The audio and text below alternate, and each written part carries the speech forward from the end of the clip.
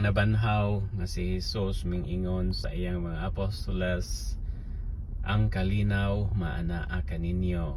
Juan Kapitulo 20 versikulo 19. Kalinaw maanaa kaninyo. Gibalik-balik ni Jesus 365 times.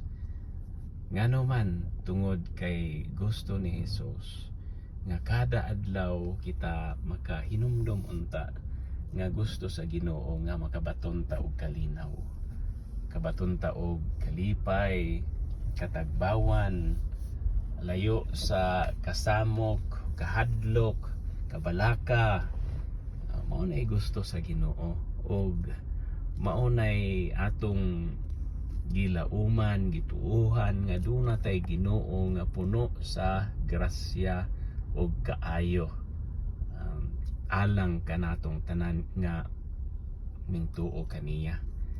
Mao na ni ang kalahian sa grasya ug ang kaluoy, kay ang grasya mao kini ang pagdawat kanato sa mga butang nga dili ta angayan, dili nga pananglitan ang kinabuhi nato. Angayan magud ta nga tagaan sa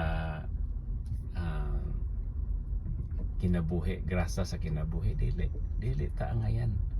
Apan tungod sa grasya sa Ginoo, tungod sa kadako sa iyang gugma, iya nang gihatag kanato. Di lang kinabuhi, ang tanan natong gikinahanglan aron magpabilin tang buhi, makasurvive tahay.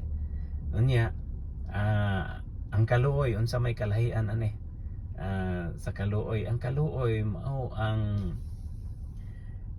dili nato pagdawat sa mga butang nga angayan ta.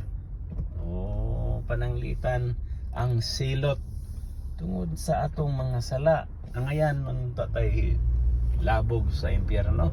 Angayan mga tata kuan og kinabuhi sa Ginoo. Apan wala niya na kuhata tungod sa kadako sa iyang gugma, tungod sa kadako sa iyang kaluoy kanato.